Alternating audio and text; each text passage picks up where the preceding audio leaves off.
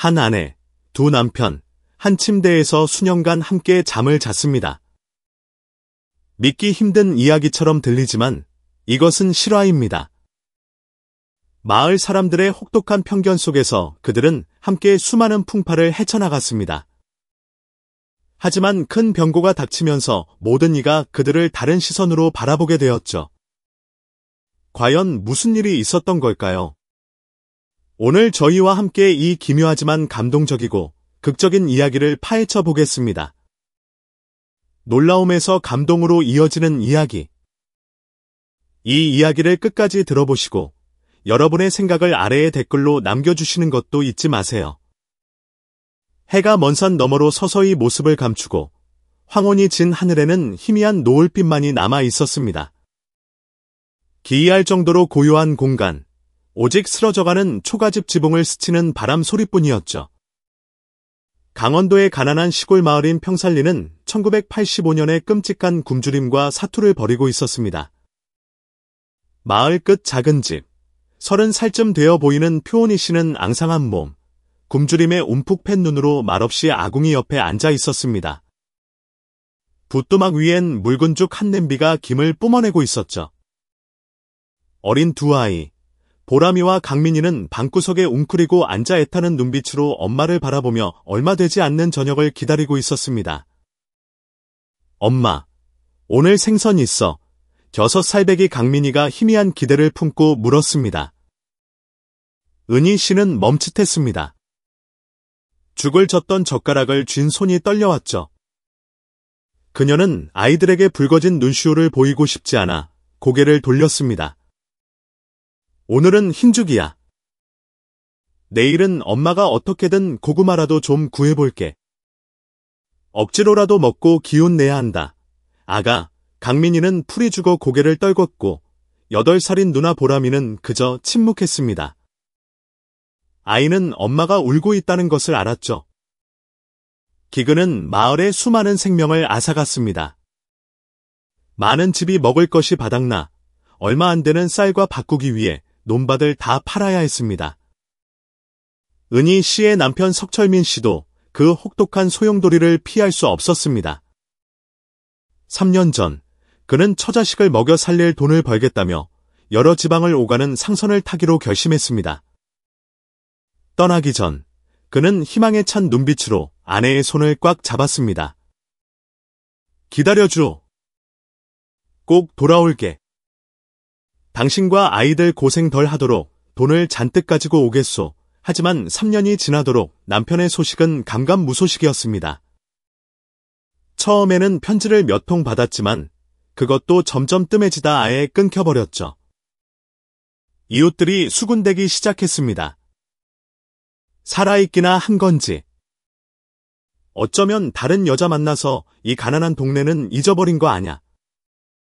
저 여자도 참 딱해. 3년이나 지났는데 아직도 돌아오길 기다리고 있으니. 그 뒷말들은 비수처럼 은희 씨의 가슴에 꽂혔습니다. 그녀는 여전히 기다렸고 희망을 놓지 않았습니다. 하지만 기다릴수록 불안감만 커져갔죠. 철민 씨는 살아있는 걸까? 아니면 죽은 걸까? 정말로 처자식을 버린 걸까? 시간은 흘러가고 먹고 사는 문제의 무게는 날이 갈수록 그녀를 짓눌렀습니다. 은희 씨는 아이들에게 쌀을 사줄 돈을 벌 수만 있다면 물 깃기, 잡초 뽑기부터 부잣집 허드레실까지 닥치는 대로 했습니다. 하지만 그녀의 몸은 날로 쇠약해져 갔습니다. 그칠 줄 모르는 기침과 주기적인 고열에 시달리며 그녀는 자리에 드러누운 채 희미하게 죽음을 떠올리는 밤도 있었습니다. 내가 죽으면 저 두 아이는 어떡하지? 그 생각 하나가 그녀를 이승에 붙잡아 두었습니다. 아이들을 버릴 수 없었습니다. 이 삭막하고 가난한 마을에 아이들을 홀로 남겨둘 수는 없었죠. 하지만 삶은 그녀를 가만두지 않았습니다. 야위고 창백해진 은희 씨를 보며 이웃들은 더욱 그녀를 업신여겼습니다. 남편도 없는 주제에 고고한 척은 그냥 다른 사람 찾아서 몸이라도 의탁하지. 딱하긴 한데 누가 감히 도와주겠어.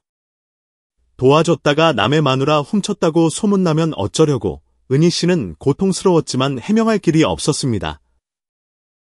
그저 세상의 손가락질을 견디며 묵묵히 살아갈 뿐이었죠. 큰 비가 쏟아지던 어느 날, 은희 씨가 비가 새는 지붕을 고치려 낑낑대고 있을 때 낮고 따뜻한 목소리가 들려왔습니다. 은희 씨, 내가 도와주겠소.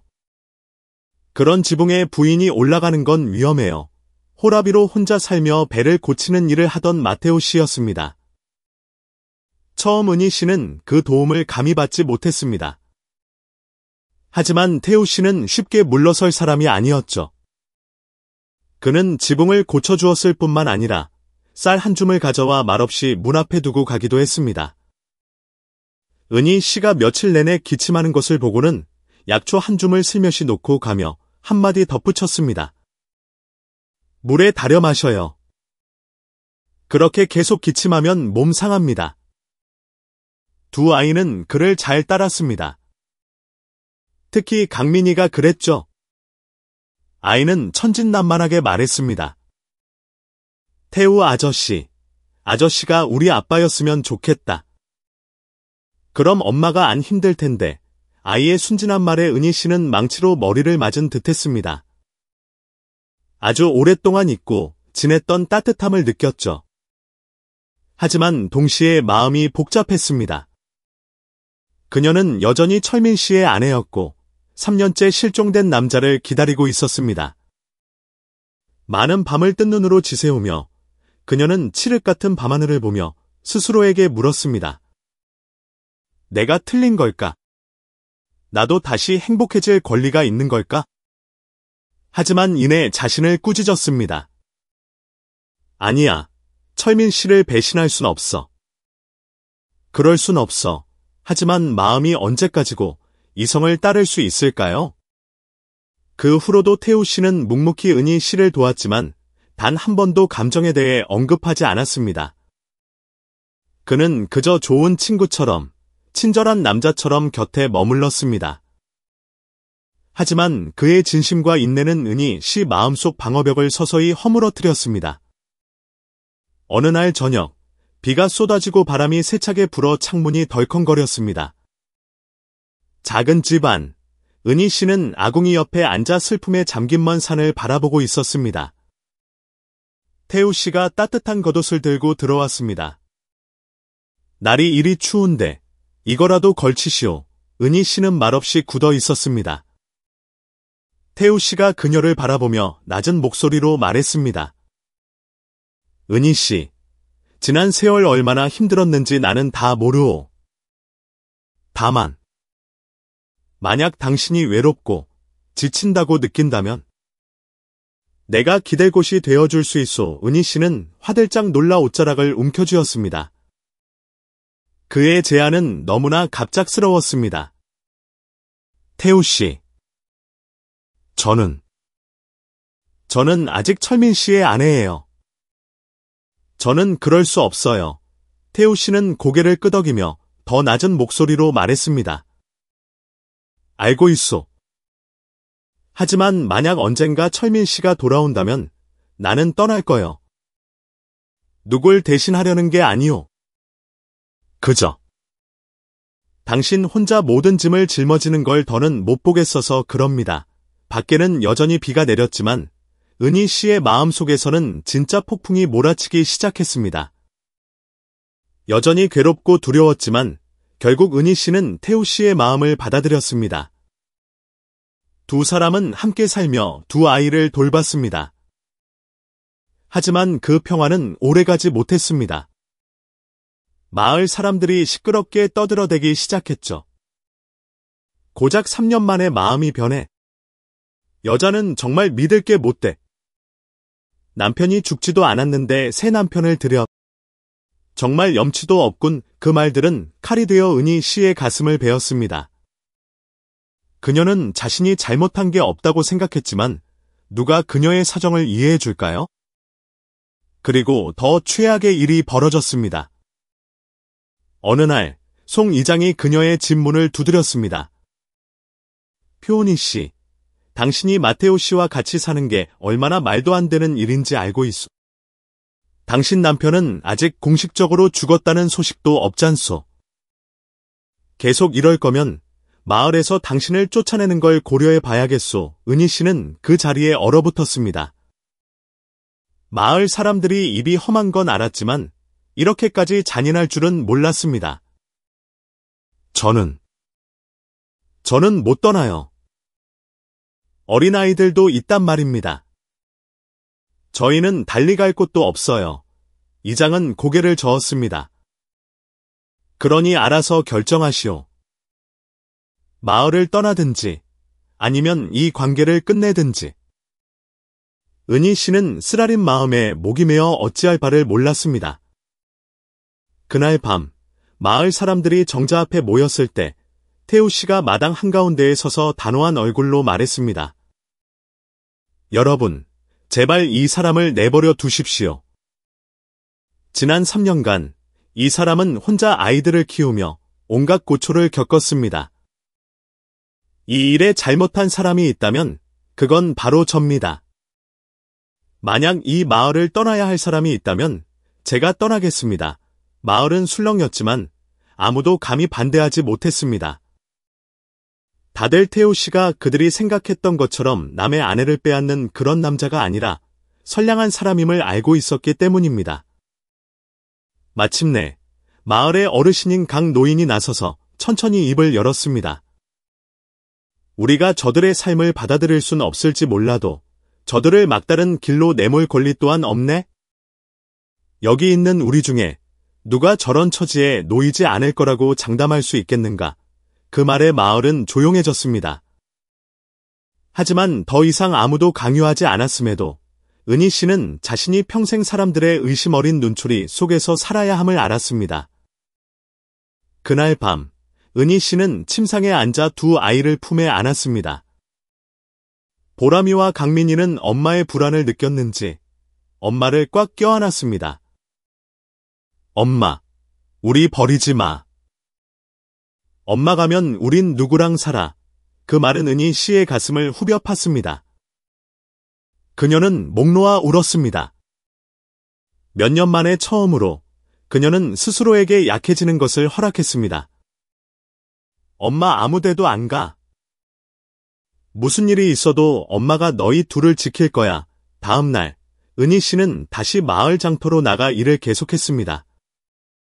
사람들의 시선은 여전히 의심으로 가득했지만 감히 그녀를 쫓아내지는 못했습니다. 태우 씨도 여전히 곁에서 묵묵히 모자를 지켰습니다. 하지만 이 행복이 과연 영원할까요? 만약 언젠가 철민 씨가 정말로 돌아온다면 모든 것은 어떻게 될까요? 태양이 중천에 떠 뜨거운 햇살이 마을 끝 작은 초가집 지붕으로 쏟아졌습니다. 집 안에는 방금 차린 조촐한 밥상이 놓여 있었습니다. 은희 씨가 국그릇을 내려놓고 치마에 손을 닦은 뒤 태우 씨 옆에 앉았습니다. 두 아이, 보람이와 강민이도 이제 이 풍경이 익숙한지 더 이상 어색해하지 않았습니다. 태우 씨는 그들 삶의 일부가 되어 있었습니다. 친아버지는 아니지만 늘 묵묵히 모자를 걱정하고 지켜주는 남자였죠. 오늘은 말린 생선도 좀 있네? 많이 먹으렴. 은희 씨가 다정하게 강민이에게 생선살을 발라주었습니다. 네, 엄마 고맙습니다. 밖에서는 여전히 뒷말이 무성했지만 집안의 공기는 따뜻했습니다. 하지만 평화롭다고 생각했던 바로 그 순간 요란한 소리가 울려 퍼졌습니다. 문이 세차게 열렸습니다.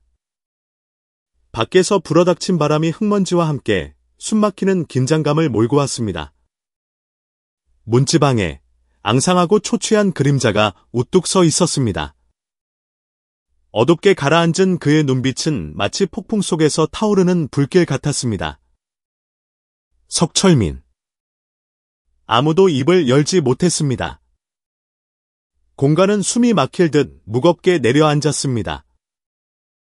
두 아이가 비명을 지르며 서로를 껴안았습니다. 보람이가 들고 있던 밥그릇이 바닥에 떨어져 산산조각 났습니다. 은희 씨는 그 자리에 얼어붙었습니다. 당신 목소리가 갈라지고 온몸이 떨리는 것이 마치 제 눈을 믿을 수 없다는 듯했습니다. 나 돌아왔어. 철민 씨가 쉰 목소리로 말했지만 한 글자 한 글자가 칼처럼 날카로웠습니다. 그는 돗자리에 앉아있는 남자를 뚫어져라 쳐다봤습니다. 그래. 이 자가 내 자리를 대신한 놈인가? 철민 씨, 당신이 생각하는 그런 게 아니에요. 태우 씨는 침착했지만 경계하는 눈빛이었습니다. 아니라고 철민 씨가 차갑게 비웃었습니다. 3년간의 실종 뒤에 남은 그늘진 눈빛은 이제 분노의 불길이 되어 있었습니다. 온 마을 사람들이 구경하러 몰려들었습니다. 맙서사, 정말 석철민이잖아. 살아있었네. 저 은이라는 여자, 이젠 빼도 박도 못하게 됐군. 그럼 그렇지. 배신한 게 맞았어. 사방에서 웅성거리는 소리가 들려왔습니다. 수백 개의 날카로운 칼날이 은희 씨의 가슴을 베는 듯했습니다. 하지만 모든 일을 가장 경악하게 한 순간은 그 비난의 폭풍 속에서 군중 속 누군가가 놀라 소리쳤을 때였습니다. 잠깐만. 저 여자, 임신한 거 아냐. 정막이 흘렀습니다. 모든 시선이 은희 씨의 배로 향했습니다. 입고 있던 옷으로도 더 이상 가릴 수 없는 자라나는 생명의 윤곽이었습니다. 애 아비가 누구요? 설마 저 마테오 씨 아이인가? 마을 전체가 충격에 휩싸였습니다. 철민 씨는 핏발선 눈으로 우뚝 서서 두 손을 주먹으로 꽉 움켜쥐었습니다. 당신. 날 배신했어. 천둥 같은 고함이 터져 나왔습니다. 그는 달려들어 상을 세게 내리쳤습니다. 밥상이 엎어지고 그릇들이 바닥에 떨어져 산산조각 났습니다. 은희 씨가 겁에 질려 뒷걸음질 쳤고 두 아이는 자지러지게 울었습니다. 아니에요. 난 당신을 배신한 적 없어요. 제발 내 말 좀 들어봐요. 은희 씨가 목이 메어 외쳤습니다. 하지만 철민 씨는 들으려 하지 않았습니다. 그의 분노는 궁지에 몰린 야수처럼 폭발했습니다. 사람들 말이 틀린 게 하나도 없군. 당신은 정말 염치도 없는 여자야. 내가 아직 죽지도 않았는데 서둘러 다른 놈을 집안에 들여 그가 달려들어 태우 씨의 멱살을 잡았습니다. 내 놈은 뭔데 감히 내 자리를 대신해. 태우 씨는 피하지도 저항하지도 않았습니다. 나를 때려도 좋소. 하지만 먼저 저 사람 말부터 들으시오. 들어. 내가 뭘 더 들어야 하는데. 철민 씨는 눈앞의 남자를 향해 당장이라도 주먹을 날릴 듯이 손을 꽉 쥐었습니다. 그만해요. 은희 씨의 처절한 외침이 터져 나왔습니다. 그녀는 배를 감싸 안고 무릎을 꿇은 채 눈물을 쏟아냈습니다. 이 아이는 태우 씨 아이가 아니에요. 다른 사람 아이도 아니에요. 이 아이는 당신 아이란 말이에요. 마을 사람들 모두 숨을 죽였습니다. 은희 씨는 목이 메어 말을 이어갔습니다. 3년 전, 당신이 떠나기 직전에 내가 임신했었어요. 하지만 그때는 몰랐어요. 난 이 사실을 계속 숨겨왔어요. 당신이 정말로 우리 모자를 버렸다고 믿고 싶지 않았으니까? 만약 살아있었다면 왜 3년 동안 돌아오지 않은 거에? 내가 어떻게 살았는지 알기나 해요.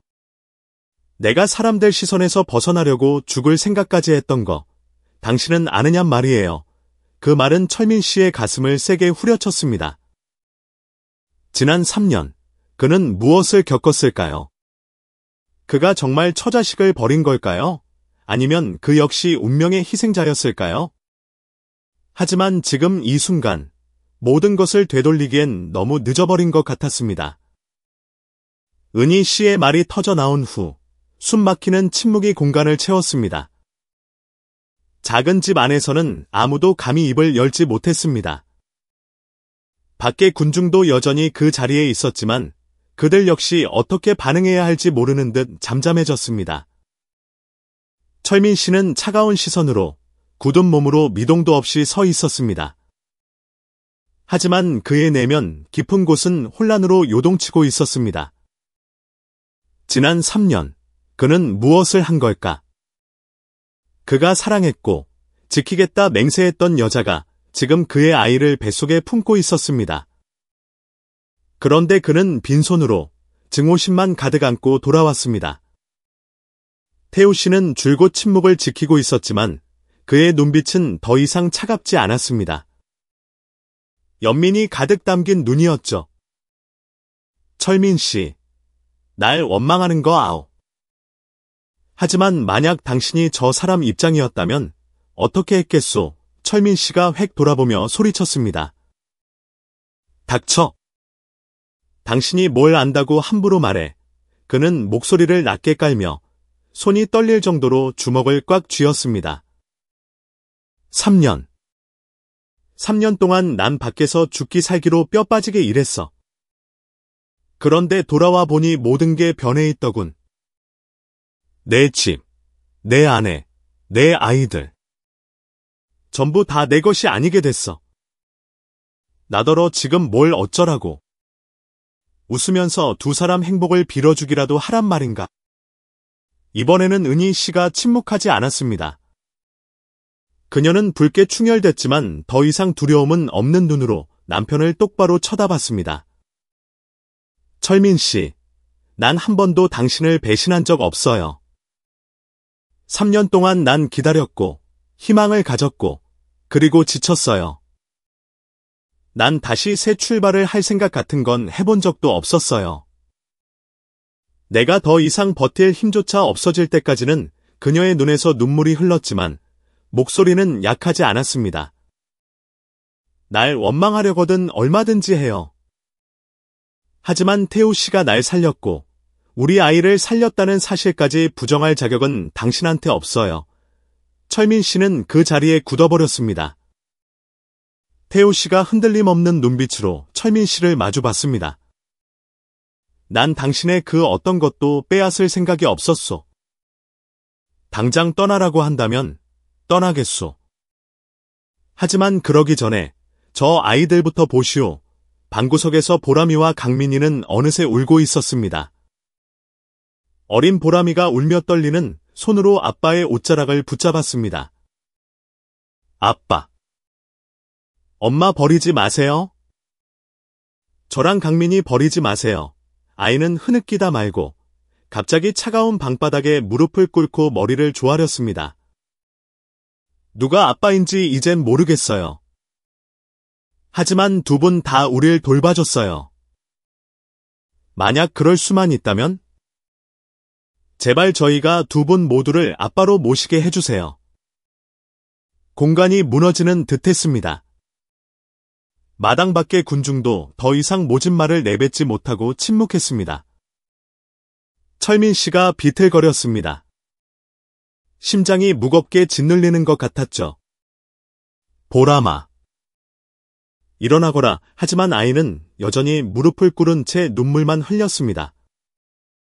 아빠가 정말 저를 사랑하신다면 제발 저희가 두 아빠를 갖게 해주세요. 은희 씨는 목 놓아 울음을 터뜨렸습니다. 태우 씨는 고개를 돌렸고 주먹을 꽉 쥐었습니다. 그 순간 아무도 감히 입을 열지 못했습니다. 그때 갑자기 철민 씨가 손에 힘을 풀고 뒤에 있던 대나무 의자에 주저앉았습니다. 3년 전, 난 모든 걸 잃었소. 돌아오면 내 가족을 되찾을 수 있을 거라 생각했지. 하지만 내가 틀렸더군. 그의 목소리는 마지막 남은 기력마저 다 빠져나간 듯 갈라졌습니다. 당신 모자에게 내가 가장 필요했던 순간에 난 여기 없었어. 내 아이들이 이렇게 큰 줄도, 이토록 많은 고통을 겪은 줄도 몰랐지. 그는 보람이를, 그리고 강민이를, 마지막으로 은희 씨를 바라봤습니다. 이윽고 철민 씨는 씁쓸한 웃음을 터뜨렸습니다. 난 이제 못 떠나겠소.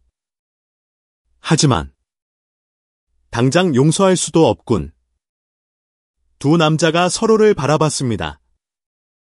한쪽은 고통으로 가득 찼고 다른 한쪽은 겨울 호수처럼 고요했습니다. 우리 그냥 이대로 살아봅시다. 모든 걸 이해하려면 내게도 시간이 필요하니까 그 말은 마치 느린 칼날처럼 공간을 갈랐습니다. 3년 만에 돌아온 남자가 그런 결정을 내릴 줄은 아무도 예상하지 못했습니다. 증오도, 처벌도, 용서도 아니었습니다. 그저 머물면서 모든 것을 직접 지켜보겠다는 것이었습니다. 철민 씨가 머물기로 결정한 날부터 이 기묘한 가족의 이야기는 평살리 전역에 퍼져나갔습니다. 수군거림과 뒷말은 줄어들기는커녕 오히려 더 심해졌습니다.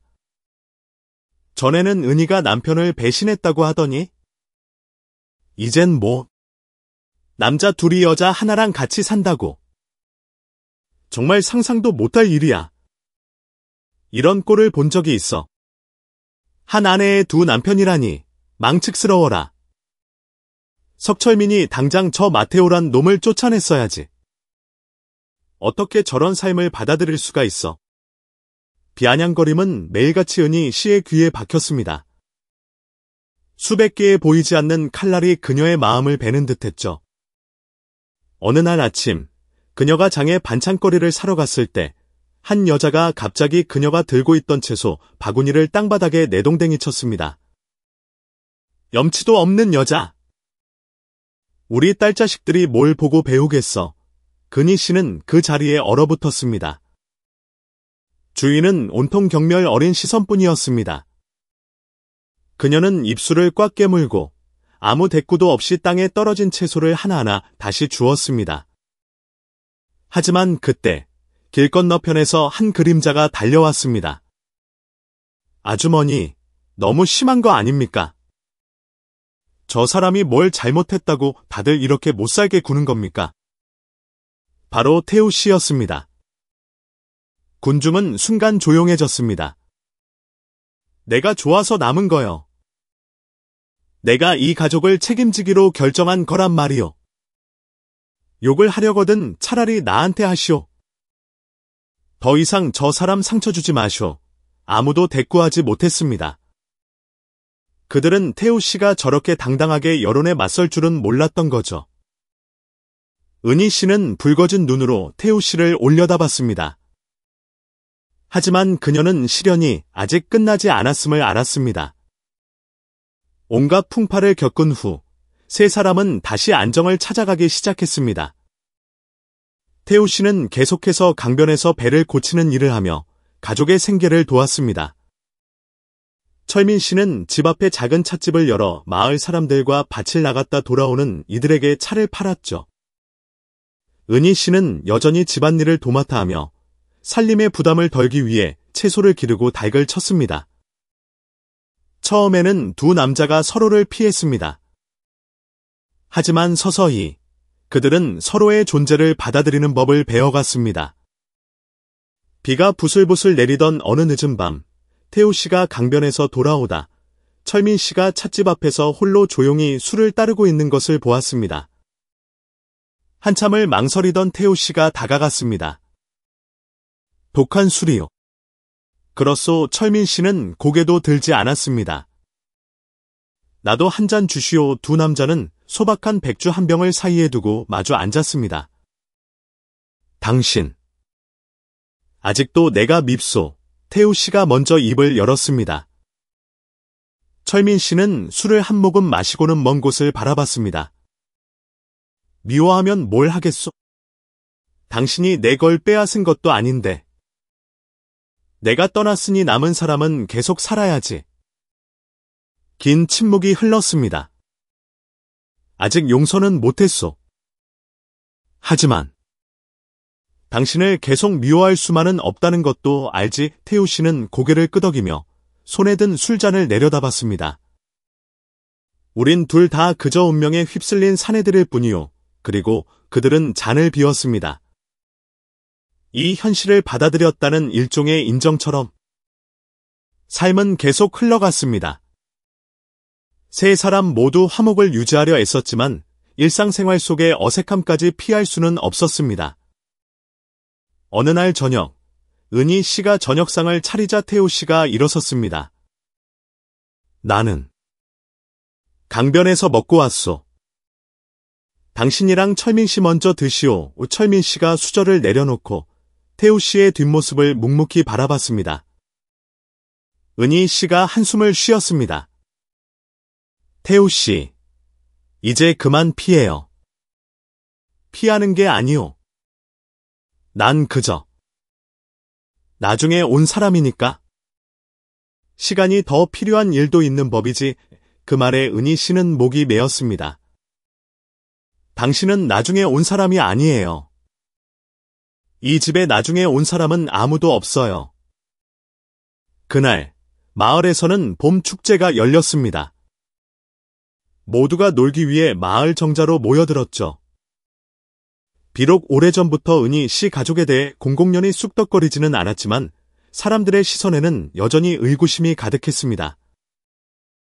은희 씨는 마당에서 뛰노는 보람이와 강민이를 보며 저도 모르게 미소를 지었습니다. 그때 한 목소리가 울려 퍼졌습니다. 이봐, 저 아이들 말이야. 도대체 누가 친아빠인 거야? 그 말은 주변의 공기에 찬물을 끼얹은 듯했습니다. 모든 시선이 세 사람에게로 향했습니다.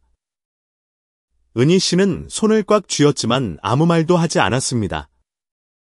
하지만 놀랍게도 일전에 아빠를 붙잡고 울며 애원했던 바로 그 아이, 강민이가 앞으로 나섰습니다. 우리는 누가 친아빠인지 알 필요 없어요. 아이의 목소리가 울려 퍼졌고 그 눈은 빛나고 있었습니다. 우리가 아는 건 두 분의 아빠 모두 우리를 사랑한다는 것뿐이에요. 처음으로 마을 전체가 침묵했습니다. 더 이상 아무도 말하지 않았습니다. 할 말이 없었기 때문이죠. 아이들이 그들에게 한 수 가르쳐준 셈이었습니다.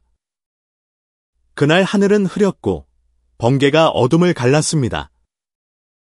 바람이 울부짖으며 빗줄기를 지붕으로 몰아쳤습니다.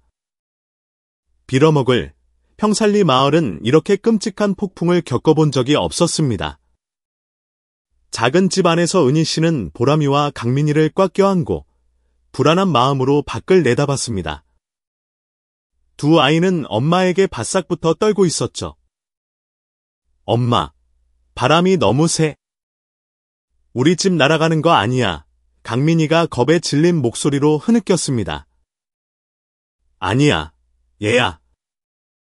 엄마가 여기 있잖니. 은희 씨는 아이들을 안심시키려 했었지만 정작 그녀의 마음도 공포로 가득했습니다. 그때 밖에서 다급한 외침이 들려왔습니다. 제 방이 무너지겠다. 강물이 마을로 넘치고 있어. 다들 피해. 비명소리가 공간을 찢는 듯했습니다. 빗속을 이리저리 뛰어다니는 사람들의 그림자가 서로를 부르며 달아나고 있었습니다. 태우 씨가 온몸이 흠뻑 젖은 채 마당에서 집 안으로 뛰어들어왔습니다. 은희 씨, 강물이 넘쳤소. 사람들이 마을 입구에 갇혔어. 내가 가서 도와야겠소. 태우 씨, 가지 마요. 위험하단 말이에요. 은희 씨가 소리치며 그의 팔을 붙잡았습니다. 하지만 그는 그녀의 손을 풀며 단호한 눈빛으로 말했습니다. 내가 안 가면 사람이 죽소. 팔짱만 끼고 보고 있을 순 없어.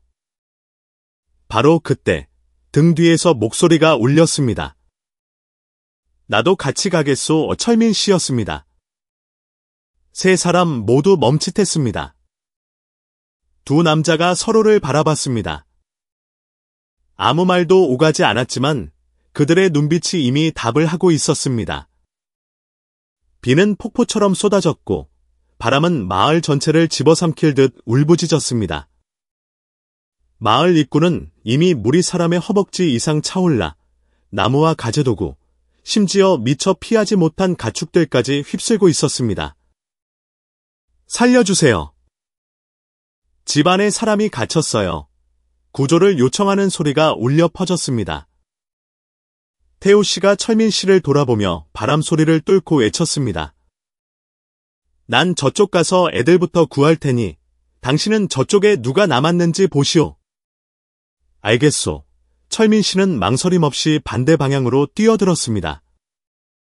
두 사람은 거센 물살 속으로 뛰어들어 물에 잠기기 직전에 집에서 사람들을 하나둘 끌어냈습니다. 나를 꽉 잡아요.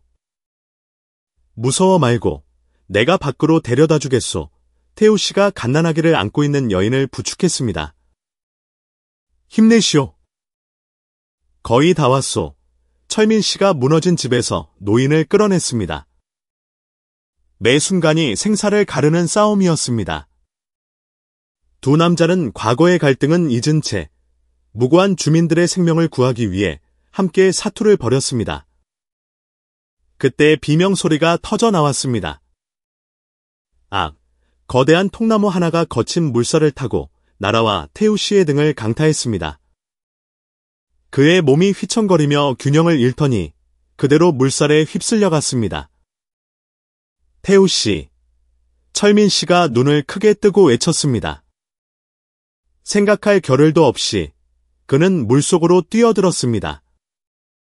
흙탕물이 모든 것을 집어삼키며 흘러갔습니다. 태우 씨가 발버둥 쳤지만 물살이 너무 거세 그를 소용돌이 속으로 끌어당겼습니다.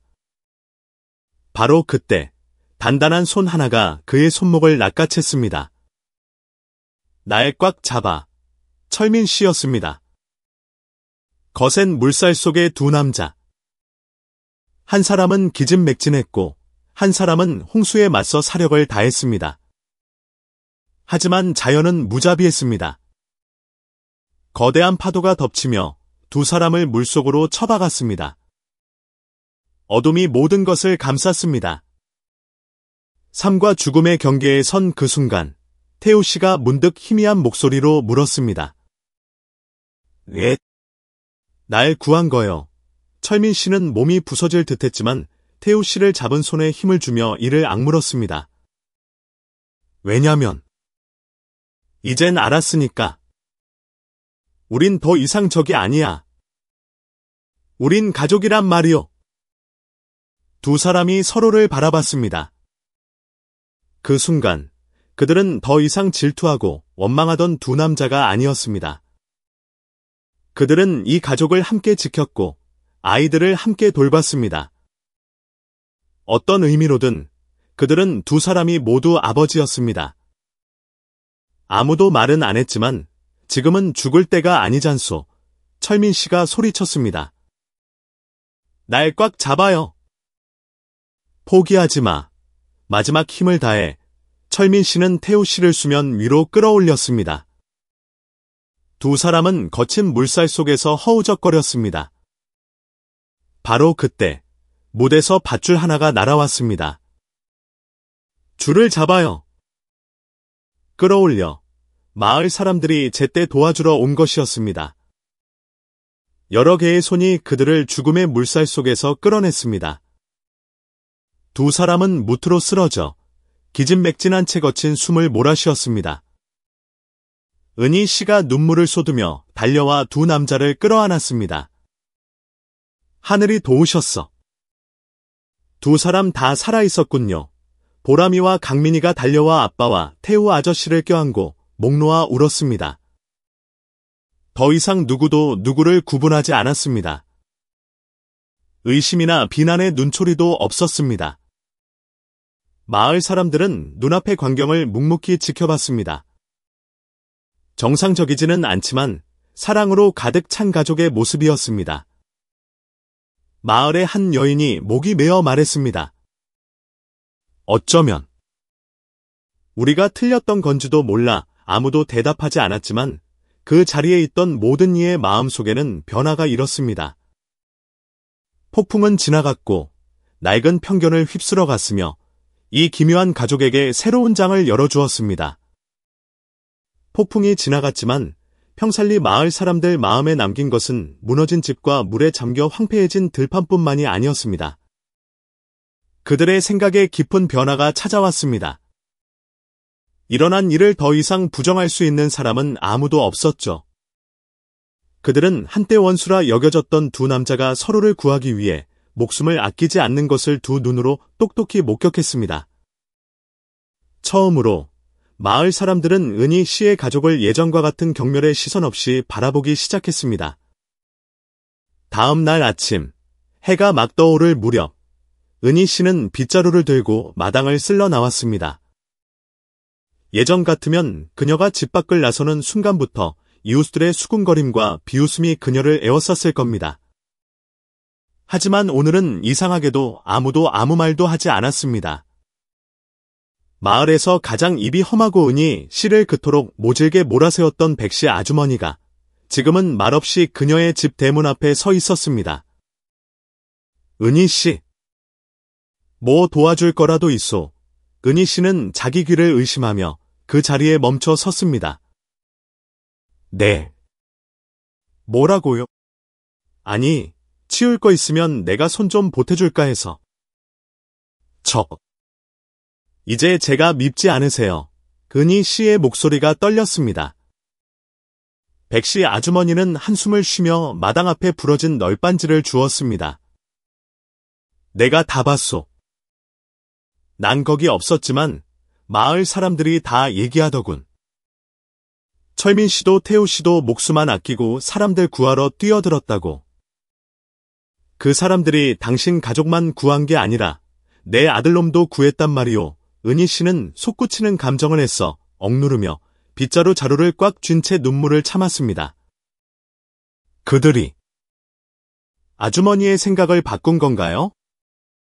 나도 잘 모르겠소. 백씨 아주머니가 천천히 한숨을 내쉬었습니다. 하지만 이 세상이 꼭 정해진 틀대로만 살아야 행복한 건 아니란 건 알겠더군.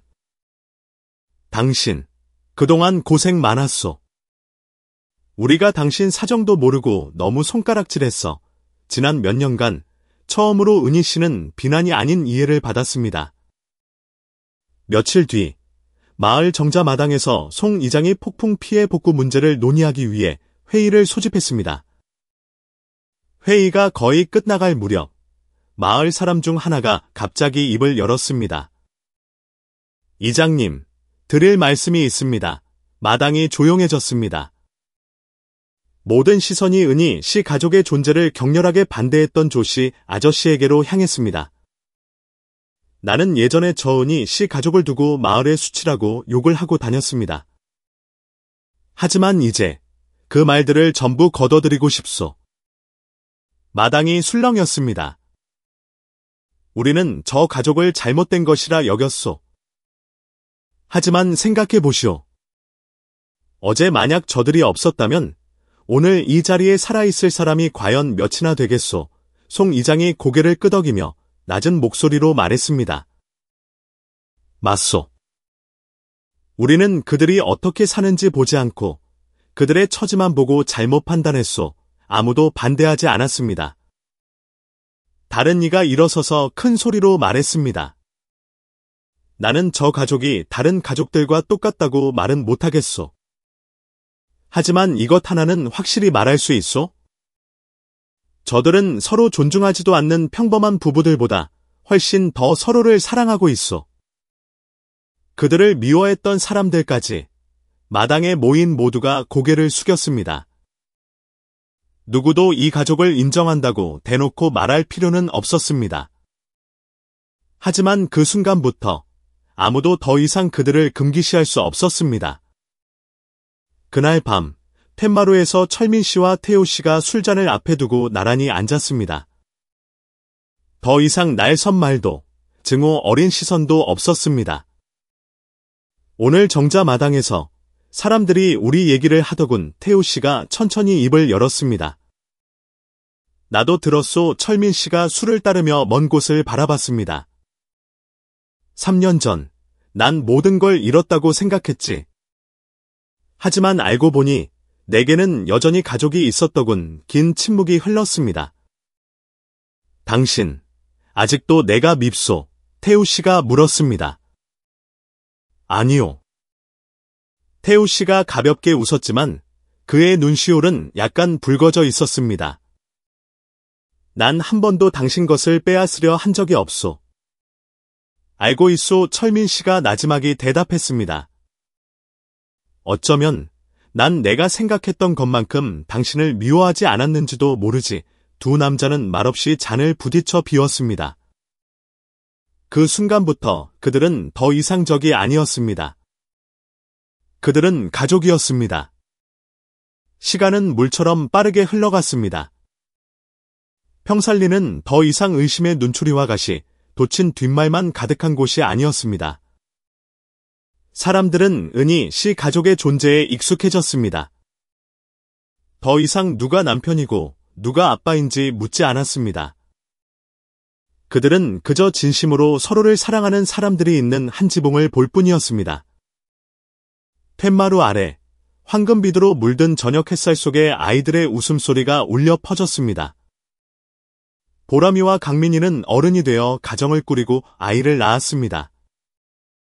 아이들은 마당을 뛰어다니며 두 남자를 스스럼 없이 불렀습니다. 할아버지, 외할아버지.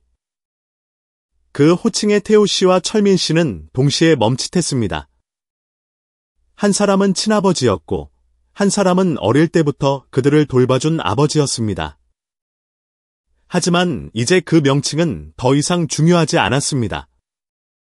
어느 날 저녁, 날이 쌀쌀해지기 시작할 무렵, 태우 씨가 아궁이에서 조용히 찬물을 끓였습니다. 철민 씨도 늙어 머리가 희끗해졌지만 눈빛만은 예전처럼 굳건했습니다. 두 남자는 여느 때처럼 나란히 앉아 있었습니다. 철민 씨, 나 이제 가봐야겠소. 철민 씨가 놀라 태우 씨를 쳐다봤습니다. 가다니? 어딜 간다는 걸? 고향에 좀 다녀오려오. 내가 태어난 곳에 안 가본 지 너무 오래됐어. 이제 갈 때도 됐지. 한동안 침묵이 흘렀습니다. 부엌에서 그 말을 들은 은희 씨의 쌀을 씻던 손이 멈췄습니다. 태우 씨. 왜 지금 그런 생각을 하세요? 그녀의 목소리는 북받쳐 오르는 감정을 숨기지 못하고 매어 있었습니다.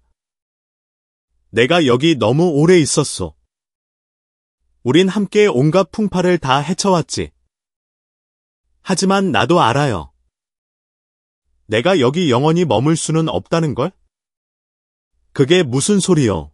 철민 씨가 미간을 찌푸렸습니다. 우리가 함께 산 세월이 얼만데 이제 와서 떠나겠다니 그게 무슨 말이요? 태우 씨가 부드럽게 미소 지으며 찻잔에 차를 따랐습니다. 의미는 내 역할을 다했다는 데 있소? 난 당신이 없을 때 이 가족을 돌봤소. 이제 당신이 여기 있고 아이들도 다 컸으니 더 이상 내가 필요 없지 않소. 은희 씨의 목이 메었습니다. 그렇게 말하지 말아요. 우린 누구도 서로를 대신할 수 없어요. 당신은 짐이 아니에요. 그렇다고 떠나야 할 이유도 없고요. 여긴 당신 집이잖아요. 가벼운 바람이 불었습니다. 태우 씨는 아이들이 여전히 뛰놀고 있는 마당을 바라봤습니다. 하지만 언젠가는 떠나야 할 때가 오겠지. 은희 씨. 나도 이제 젊지 않소. 고향에 돌아가서 내가 자란 곳에서 마지막 날들을 보내고 싶소. 아무도 더 이상 말을 잇지 못했습니다. 태우 씨가 마을을 떠나던 날, 온 가족이 골목 어귀에 서서 그를 배웅했습니다. 눈물은 없었습니다. 그저 의미로 가득 찬 침묵만이 흘렀습니다. 보람이가 다가가 그의 손을 꽉 잡고 메인 목소리로 말했습니다. 아빠. 가셔도 돼요. 하지만 매년 꼭 저희 보러, 엄마 보러, 모두 보러 오셔야 해요. 물론이지. 약속할게. 강민이가 달려와 그를 와라 껴안았습니다. 울보였던 아이는 이제 어엿한 청년이 되어 있었습니다. 아버지! 제가 아이들 데리고 아버지 뵈러 고향으로 갈게요. 아이들도 자기들에게 이렇게 존경스러운 아버지가 두 분이나 계시다는 걸 알아야죠. 태우 씨는 미소 지으며 아이의 머리를 쓰다듬었습니다.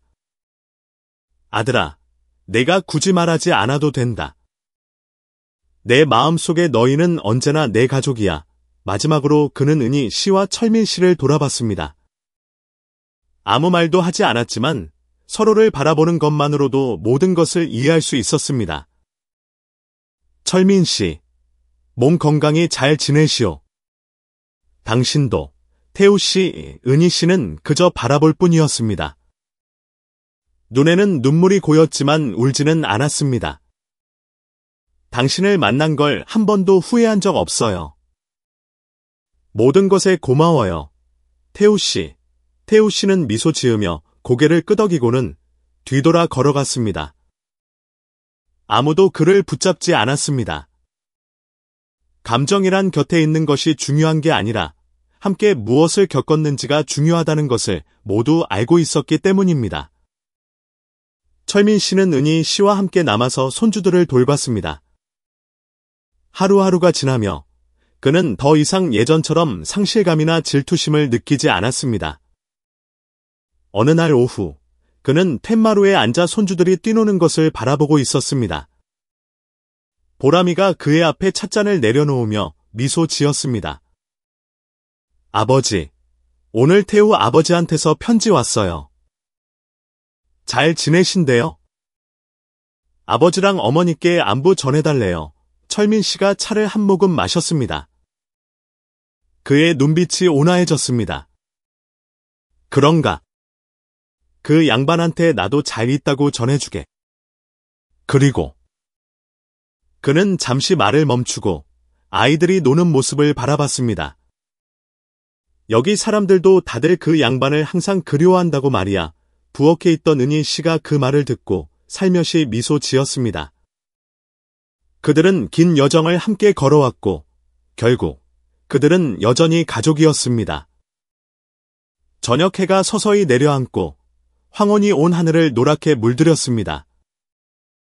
작은 집 마당, 은희 씨는 낡은 대나무 의자에 앉아 조용히 짚을 엮고 있었습니다. 그녀의 시선은 멀리서 뛰노는 손주들에게 향해 있었죠. 입가에는 과거의 고뇌가 더 이상 서려있지 않은 잔잔한 미소가 번졌습니다. 툇마루에서 철민 씨는 따뜻한 차를 한 모금 마셨습니다. 그의 노쇠한 눈은 마당 앞을 바라보고 있었습니다. 그곳에선 아이들이 제잘거리고 있었죠.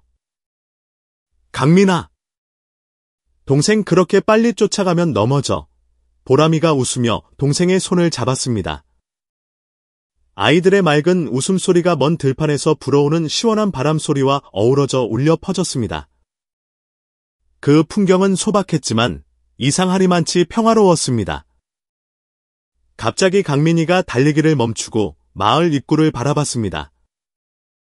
엄마다. 태우 아빠 오신다.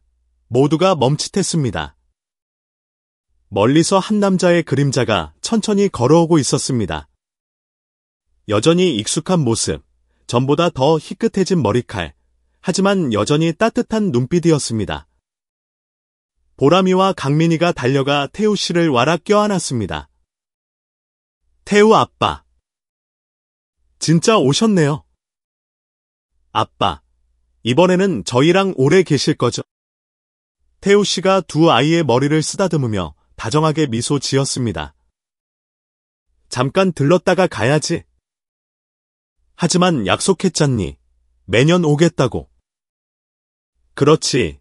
근희 씨가 멀리서 눈시울을 붉힌 채 서 있었지만 입가에는 미소가 떠나지 않았습니다. 아무리 멀리 떨어져 있어도 가족의 정은 결코 사라지지 않았습니다. 철민 씨가 툇마루에서 내려와 태우 씨를 잠시 바라보다 고개를 끄덕였습니다. 늙은이가 아직도 돌아다니는 걸 좋아해. 가만히 앉아있질 못하고. 아직 건강하다는 거지. 태우 씨가 웃음을 터뜨리며 철민 씨의 어깨에 손을 올렸습니다. 당신은 어땠어? 늘 똑같지 뭐. 이 마을도 나 늙어가는 거 말고는 달라진 게 별로 없소에 두 남자가 서로를 바라봤습니다. 더 이상 예전의 대립도, 의심도, 원망도 없었습니다. 오직 세월을 통해 다져진 이해와 우정만이 남아 있었죠. 그날 저녁, 온 가족이 소박하지만 따뜻한 저녁상에 둘러앉았습니다.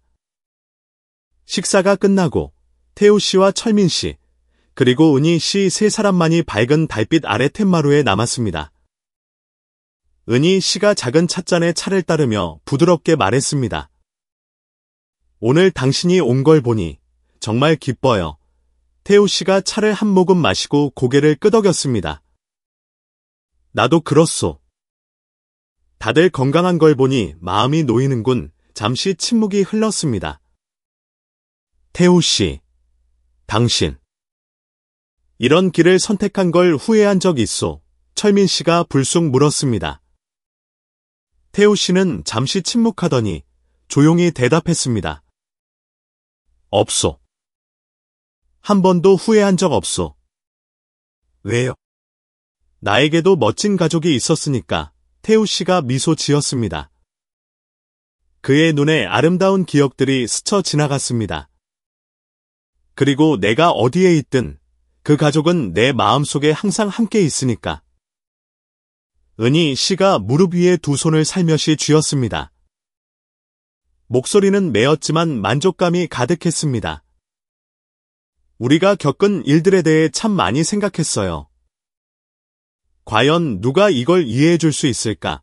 스스로에게 묻기도 했죠. 하지만 이젠 깨달았어요. 그녀는 자신과 함께 폭풍우를 헤쳐온 두 남자를 올려다봤습니다. 누군가의 판단은 중요하지 않아요. 그저 우리 마음이 평안하면 되는 거였어요. 그날 밤, 태우 씨는 예전의 그 낡은 대나무 침상에서 하룻밤을 묵었습니다. 다음 날 아침, 해가 막 솟아오를 때 그는 빛바랜 무명 가방을 메고 떠날 채비를 했습니다. 보람이와 강민이가 달려와 그의 손을 붙잡았습니다. 아빠, 언제 또 오실 거예요? 태우 씨가 몸을 숙여 두 아이를 꽉 껴안았습니다. 오래 걸리지 않을 거야. 약속대로 매년 너희를 보러 올게. 은희 씨가 문 앞에 서서 너그러운 눈빛으로 그를 바라봤습니다. 태우 씨, 부디 몸 건강히 지내요. 당신도요. 그리고 모든 것에 고마웠소. 철민 씨가 다가와 태우 씨의 어깨를 가볍게 두드렸습니다. 다리가 아파서 쉴 곳이 필요해지거든 언제든 여기로 돌아오시오. 이 집엔 항상 당신 자리가 있으니. 태우 씨가 벅찬 감동이 서린 상쾌한 웃음을 터뜨렸습니다. 알고 말고. 여긴 영원히 내 집이니까. 그는 새로운 하루의 눈부신 햇살 속으로 천천히 돌아서서 걸어갔습니다. 뒤에 남은 은희 씨와 철민 씨, 그리고 아이들이 그의 뒷모습을 바라봤습니다. 마음속에 평화가 밀려왔습니다. 그들은 알았기 때문입니다. 어디에 있든, 얼마의 세월이 흐르든 그들은 언제나 한 가족이라는 것을. 저는 이 이야기가 단순히 한 아내와 두 남편에 대한 이야기를 넘어 사랑과 희생, 관용, 그리고 가족의 진정한 가치에 대한 깊은 의미를 담고 있다고 믿습니다. 표온이 씨가 절박한 상황에서 기댈 곳을 찾으려 했던 것은 잘못이 아닙니다. 마테오 씨가 자신의 가족처럼 여긴 이들을 지키기 위해 남기로 한 것도 잘못이 아닙니다. 석철민 씨가 잃어버린 것을 되찾고 싶은 마음으로 돌아온 것 또한 잘못이 아닙니다. 그리고 가장 중요한 것은 아이들은 누가 친아버지인지, 누가 먼저고 나중인지 알 필요가 없었다는 것입니다. 아이들에게 필요했던 건 오직 진실한 사랑뿐이었습니다. 사회는 이런 형태의 가족을 받아들이지 못할 수도 있습니다. 하지만 결국 가장 중요한 것은 그들이 서로에게 진심과 관용, 그리고 책임감으로 함께했다는 사실입니다. 그 누구도 다른 사람의 삶을 대신 결정할 수 없습니다. 오직 그들만이 자신의 영혼의 평화를 찾기 위해 무엇이 필요한지 가장 잘 알고 있었을 테니까요. 이 이야기를 다 들으신 지금 여러분은 어떤 기분이 드시나요? 이 이야기가 여러분의 마음에 와닿았나요? 혹시 여러분도 당사자가 아니면 절대 이해할 수 없는 그런 사연을 겪거나 목격한 적이 있으신가요? 아래 댓글로 여러분의 감상을 공유해 주세요. 이 이야기에 대한 여러분의 생각이 무척 궁금합니다. 다음에도 감동적이고 의미 있는 이야기들을 놓치지 않도록 채널 구독 잊지 마시고요. 이야기 끝까지 들어주셔서 감사합니다.